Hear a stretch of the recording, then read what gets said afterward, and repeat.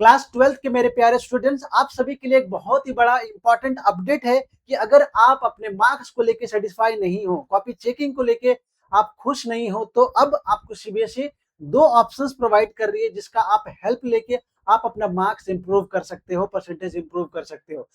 क्या है ये टू ऑप्शंस, इसके बारे में भी मैं आपको बताऊंगा।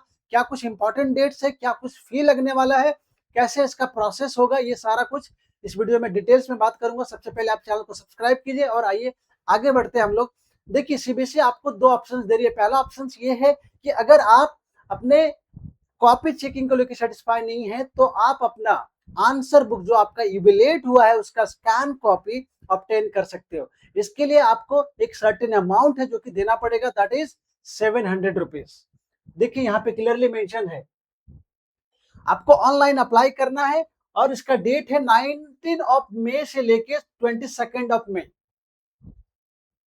इसी बीच में आपको अप्लाई करना है और आपको ये पहले ही डिसाइड करना है कि क्या आप एक सब्जेक्ट के लिए अप्लाई कर रहे हो या फिर मल्टीपल सब्जेक्ट्स। उसके हिसाब से आपको फी पे करना है और मल्टीपल एप्लीकेशंस रिजेक्ट कर दिए जाएंगे। सो आपको एक ही एप्लीकेशन अप्लाई करना है। एक सब्जेक्ट है या दो है या तीन है, जो भी आपके हिसाब से है, आप बिगिनिंग में ही सेलेक्ट कर लोगे। उसके बाद क्या होगा कि सीबीएसई आपको एज अर्ली एज पॉसिबल क्या होगा, आंसर बुक का जो स्कैन कॉपी है वो आपको प्रोवाइड करेंगे। उसके बाद क्या करना है, सो देखिए, आपको आंसर बुक में दो तीन चीजें वेरीफाई करना है। पहला कि क्या वो आंसर बुक आपका ही है या नहीं। पहला उसमें सारा डिटेल्स चेक करो कि आपका उसमें रोल नंबर जो भी उसमें मेंशन रहता है सब कुछ आपका है या नहीं है। उसके बाद जो भी सीट्स उसमें आपने यूज किए थे, जो लिखे थे, वो सारा कुछ उसमें है, क्या उसकी स्कैनिंग प्रॉपर हुई है नहीं, या फिर और आपको जो चेक करना है कि उसमें कोई टोटली एरर तो नहीं है, कोई ऐसा क्वेश्चन तो नहीं है जिसका मार्क्स ही नहीं मिला। उसके बाद आपको ये भी देखना है कि क्या कोई कोई ऐसा क्वेश्चन भी है जिसमें आपको लगता है कि आपका ज्यादा मार्क्स आ सकता है लेकिन आपको कम मार्क्स मिला है। इन सब चीजों को देखना है। उसके अलावा आपने अगर सप्लीमेंट्री शीट्स लिया था तो वो उसमें इंक्लूडेड है या नहीं, अगर आपने ग्राफ शीट यूज किया था तो उसमें इंक्लूडेड है या नहीं। इन सारी चीजों को वेरीफाई करना है। 22 तक आपको जब मिल जाएगा आंसर बुक, उसके बाद फिर एक नया प्रोसेस चालू होगा, that will be starting on 26 से लेके 29 तक। इसमें क्या होगा कि जो भी आपके डाउट्स है कि भैया मेरा टोटलिंग एरर है, मुझे मार्क्स नहीं मिला है किसी क्वेश्चंस में, तो इस तरह का जो इश्यू है वो आपके लिए वेरिफिकेशंस के अंदर आएगा। अगर आप वेरिफिकेशन के लिए अप्लाई करते हो तो पर आंसर बुक आपको 500 रुपीज देना पड़ेगा।